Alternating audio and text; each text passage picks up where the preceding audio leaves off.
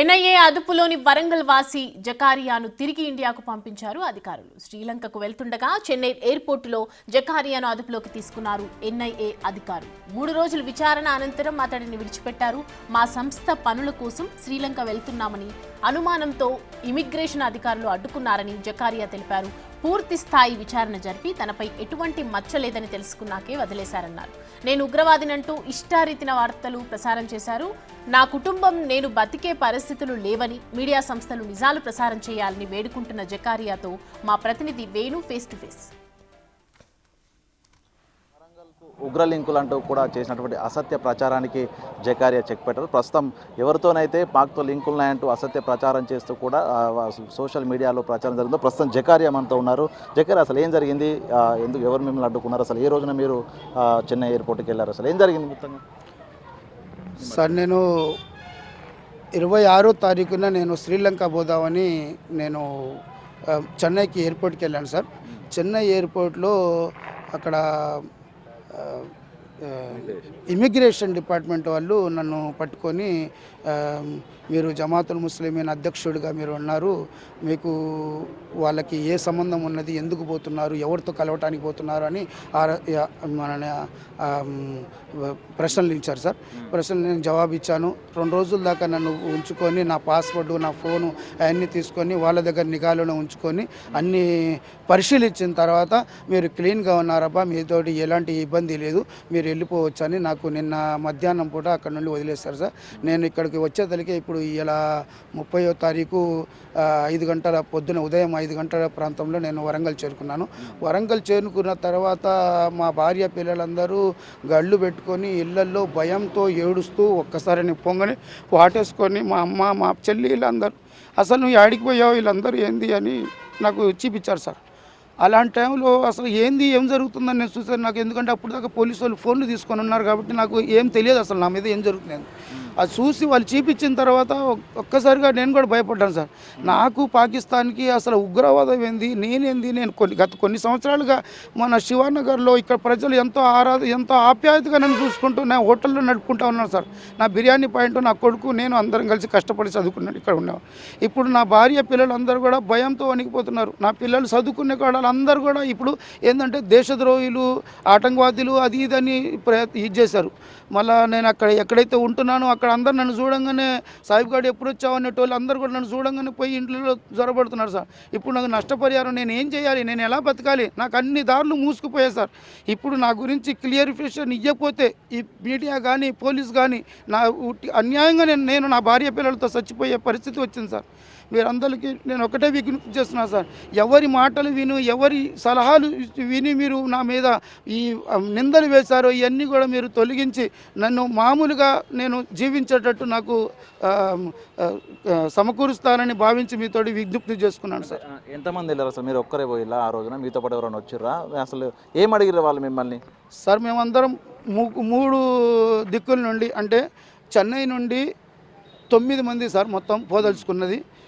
9 మందిలో ఒకరిని రిజెక్ట్ చేసి పాస్వర్డ్ 6 నెలలు టైం లోపల ఉన్నదని రిజెక్ట్ చేసి పంపించేశారు. 4 ఆల్రెడీ శ్రీలంక వెళ్ళిపోయారు. 4 మమ్మల్ని ఆపేసి ఈ ప్రశ్నలు వేయించి 2 రోజుల తర్వాత మమ్మల్ని పంపించేశారు. ఇక ముంబై నుండి 2 వ్యక్తులు శ్రీలంక పోయారు. హైదరాబాద్ నుండి 3 వ్యక్తులు శ్రీలంక వెళ్ళిపోయారు మా వాళ్ళు. మొత్తం మీద వచ్చేసి 15 మంది ప్రాజెక్ట్ చేసుకుంటే 9 మంది మాత్రం పోవటం జరిగింది.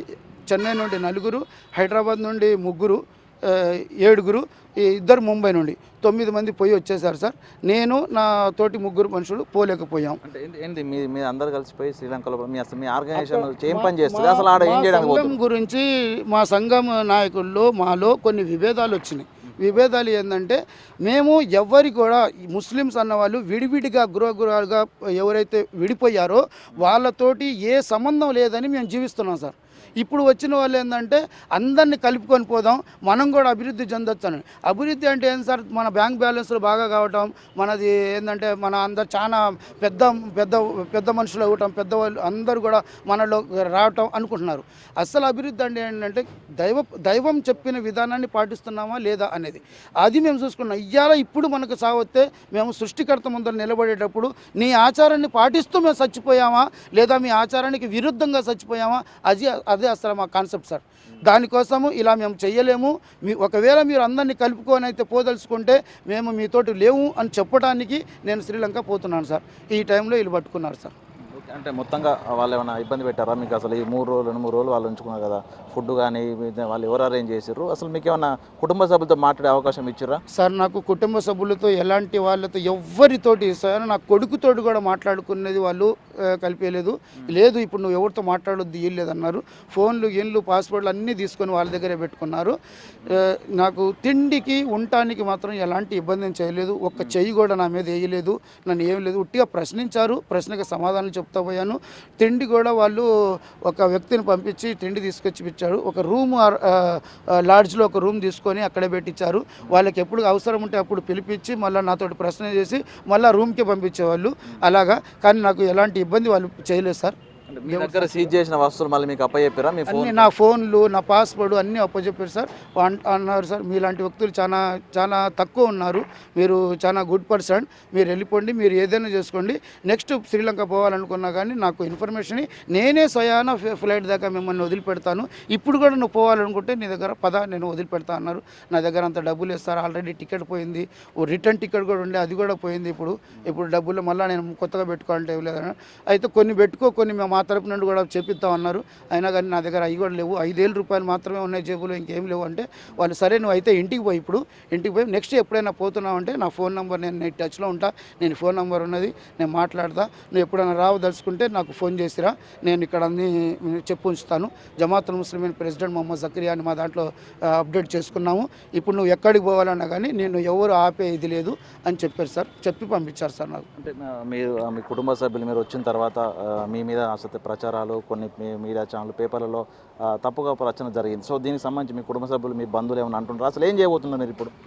ఇప్పుడు ఏం లేదు సార్, లీగల్గా ప్రొసీడ్ అవుతున్నా సార్. ఎవరెవరైతే నా మీద ఈ ధృవ ప్రచారం చేశారు, చెడు ప్రచారం చేశారు, వాళ్ళందరూ కూడా మేము మా ద్వారాగా తప్పు జరిగిందని వాళ్ళు అంగీకరించి నా ఒక పర్సనల్ నేను ఏ విధంని, నేను ఎక్కడుండి ఏంది, నా భార్య పిల్లలేంది, ఏదైతే చెడు మాటలు చెప్పారో దానికి మళ్ళీ సమర్పించుకుంటూ వాళ్ళే మంచి, నేను ఏదైతే ఉన్నానో అదే ప్రజల ముందరికి తెచ్చి నా జీవితం మళ్ళాగా ఇదివరకు ఇలాగా అయ్యేటట్టు వాళ్ళు నాకు సమకూరిస్తే నాకు అదే చాలు సార్.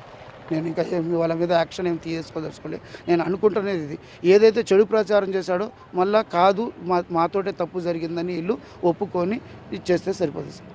ఇది చూసాము. జకరియా తాను ఒక సంస్థకు సంబంధించి ఒక మంచిని చేయడానికి తన సంస్థ ప్రతినిధులతో కలిసి వెళ్ళే ప్రయత్నం చేయగా అసత్య ప్రచారాలతో కూడా పాక్ ఉగ్ర లింకులు వరంగల్కు అంటగట్టి జకరియాపై కూడా ప్రచారాలు జరిగిస్తాం. మొత్తంగా వీటన్నిటికీ ఎవరెవరైతే తనపై అసత్య ప్రచారాలు చేశారో వారంతా కూడా దాన్ని సరిదిద్దుకోవాలంటూ కూడా ఆయన ప్రాధాయపడుతున్న పరిస్థితి కనిపిస్తుంది. వీడియో జర్నలిస్ట్ సంతోష్తో వేణు బిగ్ టీవీ వరంగల్.